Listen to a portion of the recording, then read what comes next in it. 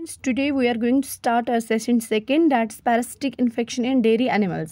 अब मैं आपको बताती हूँ, अभी तक हमने पढ़ा डिजीज़ के बारे में, वॉन्ट्स के बारे में, डिजीज़ मैनेजमेंट के बारे में, मेस्टाइट्स के बारे में पढ़ा, वायरल इन्फेक्शंस के बारे में पढ़ा.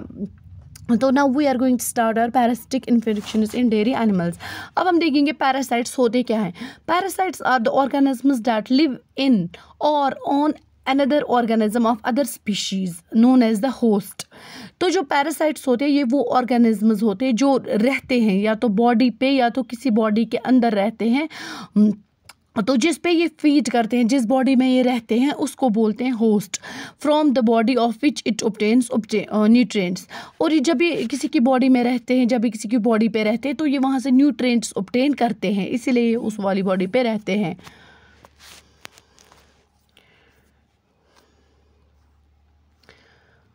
Now we have two types of parasites. These are categorized into two types. That's endoparasite and ectoparasite. Internal parasites and external parasites. External parasites, these are called ectoparasites, and जो internal parasites होते हैं, these are called endoparasites. Endoparasites में आपको मैं example देती हूँ. Liver flukes होते हैं जो लीवर में कीड़े में होते हैं, या टेप वर्म या round worms and hook worms. जो एक्सटर्नल होते हैं, जो एक्सटर्नली बॉडी पे रहते हैं. जो इंटरनल होते हैं वो बॉडी के अंदर रहते हैं, जो एक्सटर्नल होते हैं वो बॉडी के आउटसाइड में रहते हैं, like ticks, fleas, mites and tsetse flies. Young animals are more susceptible to parasites than adult animals. जो यंग होते हैं, जो यंग एनिमल्स होते हैं, those are more susceptible, those are more prone to attack of parasites than adult animals. जो बड़े animals होते हैं उनमें उतना पैरासाइट्स का अटैक नहीं होता है, वो उतने ससेप्टेबल टू पैरासाइट्स नहीं होते जितने यंग एनिमल्स होते हैं. Adult animals are less susceptible to parasites. However animals reared under poor living conditions are highly susceptible. जिन एनिमल्स में हम क्लीनलीनेस नहीं रखते हैं, पोर हाइजीन में रखते हैं, तो उनमें ज़्यादा susceptibility of to attack of parasites होता है. Animals generally get parasitic infection from water, soil and grasses. जो एनिमल्स होते हैं, अब उनको कहाँ से पैरासिटिक इन्फेक्शन हो जाता है? उनको ग्रासेस से हो जाता है, उनको कंटामिनेटेड सॉइल से हो जाता है, या उनको वाटर से हो जाता है. ना what are internal parasites and what are endoparasites. Endoparasites जैसे इनको हम वर्म बोलते हैं, simply we call them worms. Endoparasites are the internal parasites जो लिवर में रहते हैं and prosper in the body, blood और tissues of the farm animals. ये क्या करते हैं? ये इनके लिवर में रहते हैं और ये उनकी बॉडी में जो खून होता है उससे फीड करते हैं, या तो उनकी टिश्यूज से जो मतलब ऑब्टेन करते हैं ये अपना फूड न्यूट्रिएंट्स, तो उस पर ये फीड करते हैं. They grow at the cost of health of farm animal. ये at the cost of health मतलब एनिमल को डैमेज करके ये रखते हैं. Which acts as a host to the worm. ये उनके लिए होस्ट एक्ट करता है to these worms. Internal parasites generally enter an animal through contaminated water और फूड और बरो थ्रू द सॉइल. तो ये क्या करते हैं? ये कंटामिनेटेड वाटर जब एनिमल्स यूज़ करते हैं या फूड यूज़ करते हैं तो ये उसी के थ्रू बॉडी में जाते हैं. After entering in the body they reach to specific locations to mature and reproduce. जब ये बॉडी के किसी स्पेसिफिक पार्ट में रहते हैं, पार्ट में पहुँच जाते हैं, तो ये वहाँ पे रहते हैं, ये वहाँ पे रेस्ट करते हैं, ये वहीं पे खाते पीते हैं और वहीं पे अपनी रिप्रोडक्शन करते हैं. Worms are responsible for significant losses in farm animals by causing various sub clinical and clinical effects. तो ये क्या होते हैं? ये रिस्पॉन्सिबल होते हैं for every losses out in farm animals. Sub clinical effects in farm animals include reduced milk production हो जाती है जब कोई भी वर्म अटैक करता है किसी भी एनिमल को, तो ये क्या करता है? उसमें ये रिडक्शन करती है मिल्क प्रोडक्शन की. वेट लॉस हो जाता है, रिड्यूस्ड रिप्रोडक्टिव पोटेंशियल हो जाता है. जो क्लिनिकल ये हो गए सब क्लिनिकल इफेक्ट्स. अब क्लिनिकल इफेक्ट्स में क्या आ जाता है? ये रफनेस ऑफ स्किन करता है, एनीमिया करता है, डायरिया करता है. Principal internal parasites of farm animals और round worms, tape worms, liver flukes and protozoa. Internal roundworms parasites are diagnosed by fecal egg or larval counts. तो ये किससे डायग्नोज किया जाता है? ये fecal egg या fecal ये फिक्स में मतलब फीकल मैटर में देखा जाता है या एग और लार्वल काउंटर्स में देखा जाता है.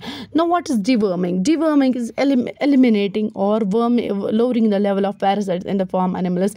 That is of utmost animal practice, animal husbandry practice. क्योंकि अब जब एनिमल में कोई भी पैरासाइट आ गया तो एनिमल की बॉडी को डैमेज करता है, उसमें जो मिल्क प्रोडक्शन है उसको कम करते हैं, उसका वेट लॉस हो जाता है, डायरिया हो जाता है, सिक बनाता है एनिमल को।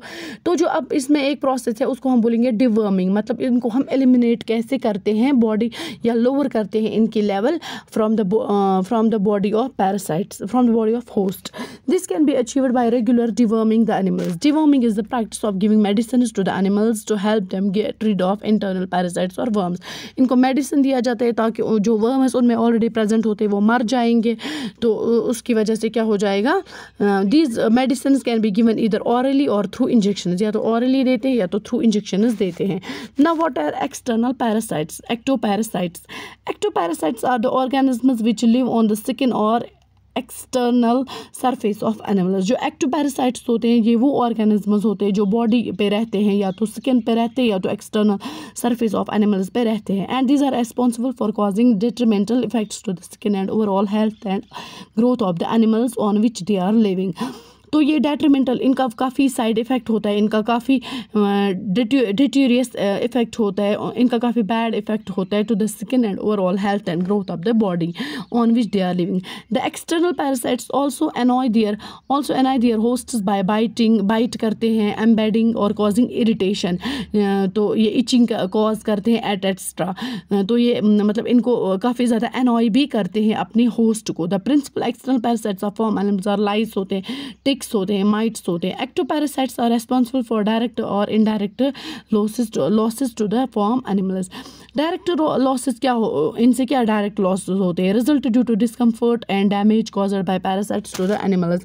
तो जो इनको डिस्कम्फर्ट मिलता है बाय एक्सटर्नल पैरासाइट्स, तो ये सबसे ज़्यादा इनका डायरेक्ट लॉस हो जाता है to the animals on which they reside. Discomfort due to the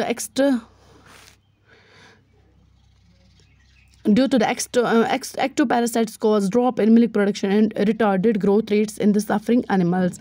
In some animals, ectoparasites can damage to the skin and wool due to rubbing and scratching because of itching. जो मैंने आपको बोला ये scratch करेंगे, ये अपनी body को नोचेंगे क्योंकि इनमें ज़्यादा इचिंग हो जाती है जब इनको ज़्यादा बाइट्स मिलती है।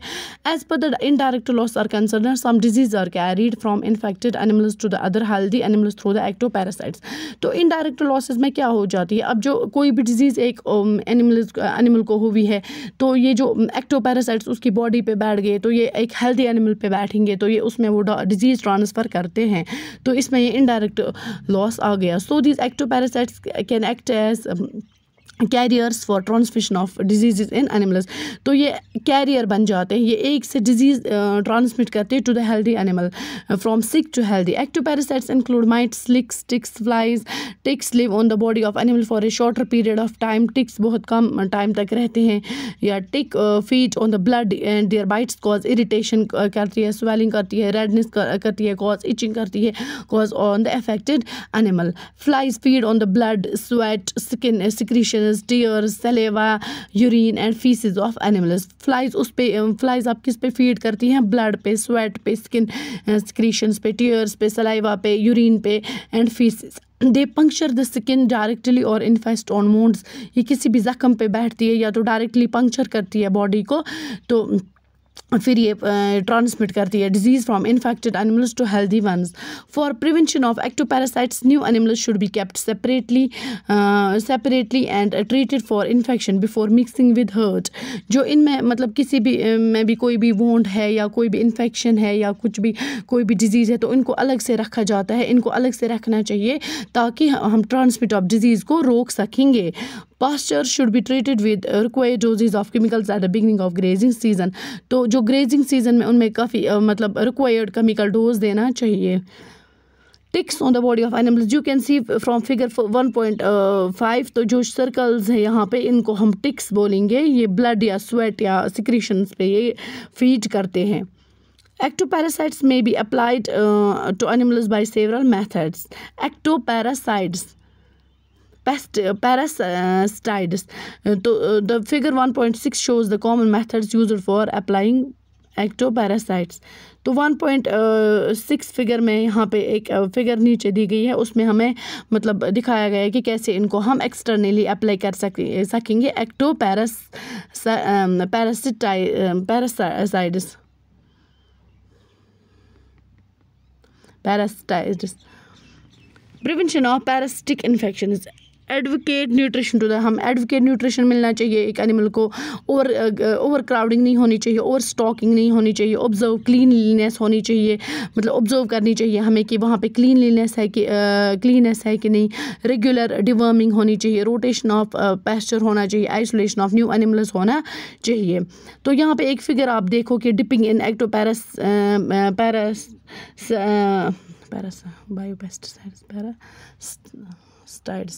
सॉरी तो यहाँ पे जो इनको मतलब किल करने के लिए जो केमिकल हम यूज़ करते हैं तो उसको हम बोलते हैं पैरासाइट। एक्टोपैरासाइट्स के लिए हमें डिप करना चाहिए एक्टोपैरासाइट सॉल्यूशन, डिपिंग इन, इनको वहाँ पे डिप कर इंजेक्शन लगाना चाहिए, स्प्रे करना चाहिए, ये सोल्यूशन जो हम बनाएंगे, एक्सटर्नल एप्लीकेशन या एक्सटर्नली अप्लाई करना चाहिए। तो वेरियस यहाँ पे एक्टोपैरासाइट कंट्रोल मेथड्स, तो यहाँ पे आप ये 1.7 फिगर में आप देख सकते हो कि medicine being poured along the back line of a cattle, तो back line of the cattle पे ये मेडिसिन लगाते हैं ना। यहाँ पे 1.6 फिगर आप यहाँ पे देख सकते हो कि सबक्यूटेनियस इंजेक्शन देते हैं being given to the calf, method of control of ectoparasites in animal houses. तो इससे क्या हो जाता है, जब इंजेक्शन लगाते हैं तो ये भी एक मेथड बन जाता है कि हम कंट्रोल कैसे कर सकते हैं ectoparasites in animal houses. Good form management हमें मतलब गुड फॉर्म मैनेजमेंट इसमें हेल्पफुल है in reducing the population of ectoparasites. Good management including general form hygiene, maintaining healthy animals, trimming grass around animal sheds, covering the drains in and around buildings में जो drains होती है उनको cover करना चाहिए, साफ़ करना चाहिए, जो water run off है उसको हमें control करना चाहिए, guttering और maintaining proper sewage systems बनाने चाहिए, ऐसे ही खुला नहीं छोड़ना चाहिए पानी, क्योंकि उसमें तो कोई ना कोई disease लग ही जाती है, water borne disease जिसको हम बोलते हैं, तो वो उनमें लग सकती है। regular removal of जो bedding होती है, जो moist bedding होती है उसको हमें regularly remove करना चाहिए, और उनको मतलब है और मैन्यूवर का मतलब खास ख्याल रखना चाहिए। Vegetable refuse is very helpful for farm hygiene. Despite all management efforts, some ectoparasites and their eggs can still be found on the ground and these ectoparasites can live on ground for many days without feeding. So integrated programme is follow to minimise the risk of parasitic disease. So इसमें एक integrated programme बना होना चाहिए, ताकि जो integrated programme होता है management programme, तो वो क्या करता है, वो इसमें काफ़ी हेल्पफुल होता है ताकि मिनिमाइज हो जो रिस्क ऑफ पैरासिटिक डिजीज़ होती है, वो उनका जो रिस्क है वो काफ़ी रिड्यूस हो जाए।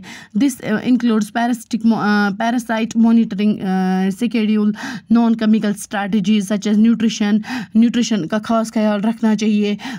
तो इसमें नॉन केमिकल स्ट्रैटेजीज, केमिकल्स नहीं यूज़ करनी चाहिए, उसमें न्यूट्रिशन का खास ख्याल रखना होता है, या पास्चर मैनेजमेंट का, या मिनिमम यूज़ ऑफ केमिकल्स का, या मॉनिटर करना चाहिए कि ज़्यादा पैरासाइट्स मत है तो उनको अलग से रखा जाता है। तो इसमें ये वाली सारी इंटीग्रेटेड एक मैनेजमेंट बन जाता है जो पैरासाइट्स को कंट्रोल कर सकता है। ना what are its assignment questions, तो tomorrow we will go for its questions. Thank you for today.